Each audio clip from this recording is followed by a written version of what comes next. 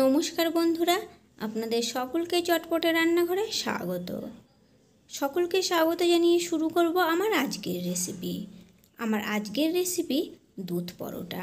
পরোটা তো আপনারা অনেকভাবে খেয়েছেন, একবার এভাবে বানিয়ে খেয়ে দেখবেন, খেতে কিন্তু দারুণ লাগে। তাহলে চলুন দেখে নেওয়া যাক। প্রথমে ময়দা মাখবো, তার জন্য এখানে একটা পাত্রে নিয়ে নিয়েছি 1.5 কাপ পরিমাণে ময়দা। ময়দার মধ্যে দিয়ে দিলাম 1 চা চামচ চিনি, স্বাদ মতো লবণ, 1 টেবিল চামচ সাদা তেল। এখন ময়দাটা প্রথমে একটু ঘষে ঘষে ময়াম দিয়ে নেব। আমি এখানে শুধু ময়দা দিয়ে করছি, আপনারা চাইলে ময়দা আর আটা দুটো মিশিয়েও করে নিতে পারেন বা শুধু আটা দিয়েও করে নিতে পারেন। তারপরে এখানে আমি নিয়ে নিয়েছি উষ্ণ গরম দুধ। এখন এই দুধটা অল্প অল্প করে দিয়ে ময়দাটা মেখে একটা ডো তৈরি করে নেব। পরোটা বানানোর জন্য যেমন আমরা ডো তৈরি করি, খুব বেশি শক্তও না আবার খুব বেশি নরমও না, ঠিক তেমনভাবে আমি ময়দাটা মেখে নিয়েছি। তারপরে হাতের সাহায্যে এভাবে একটু গোল করে নিলাম। এখন ওপর থেকে একটুখানি সাদা তেল আবারও দিয়ে দিলাম, যাতে ডোটা ওপর থেকে শুকিয়ে না যায়। এখন আমি রেস্টে রেখে দেব 30 মিনিটের জন্য। আপনারা চাইলে 1 ঘন্টাও রাখতে পারেন। ফিরে এলাম 30 মিনিট পরে। ডোটা আবারও একবার একটু ভালো করে মেখে নেব। মেখে নেওয়ার পরে এর থেকে লেচি কেটে নেব। রুটি পরোটা বানানোর জন্য যেমনভাবে লেচি কাটি, এই লেচিগুলোও আমি ঠিক তেমনভাবেই কেটে নিয়েছি। তারপরে লেচিগুলো হাতের তালুতে নিয়ে এভাবে একটু গোল গোল করে নেব। সমস্ত লেচিগুলোই কিন্তু আমি এখানে ভালো করে গোল গোল করে নিয়েছি। তারপরে একটা লেচি আমি এখান থেকে নিয়ে নিলাম, বাকিগুলো ঢাকা চাপা দিয়ে রেখে দেব। তারপরে একটুখানি তেল দিয়ে দিয়েছি। তেল দিয়ে এখন এটা একটু রুটির মতো করে প্রথমে আমি গোল করে বেলে নিলাম। গোল করে বেলে নেওয়ার পরে এখন এটাকে ফোল্ড করে নেব।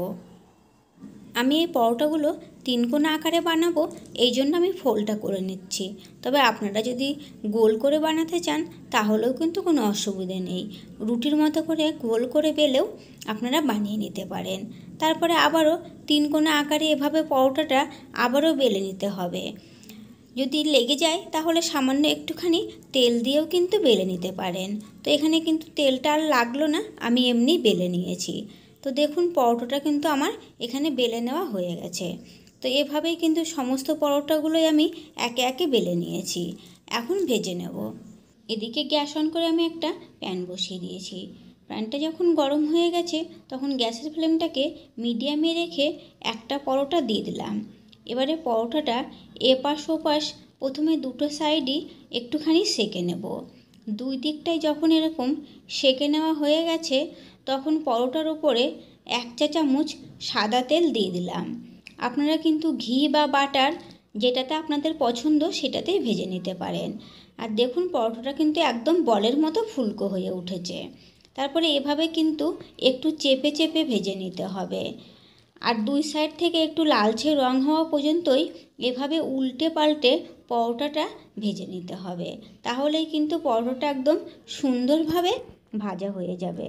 তো এই পরোটাটা দেখুন আমি উল্টে পাল্টে দুই দিক থেকেই কিন্তু লালচে রং করে ভেজে নিয়েছি। তো আমি এই পরোটাটা আমার ভেজে নেওয়া হয়ে গেছে, তখন আমি পরোটাটা তুলে নিলাম। দেখুন কত সুন্দর রং এসেছে। আরও একটা পরোটা আমি প্যানের মধ্যে দিয়ে দিলাম। এই পরোটাটাও ঠিক একইভাবে প্রথমে দুই দিকেই সেঁকে নিয়েছি। তারপর ঠিক একইভাবে আবারও 1 চা চামচ তেল দিয়ে দিলাম।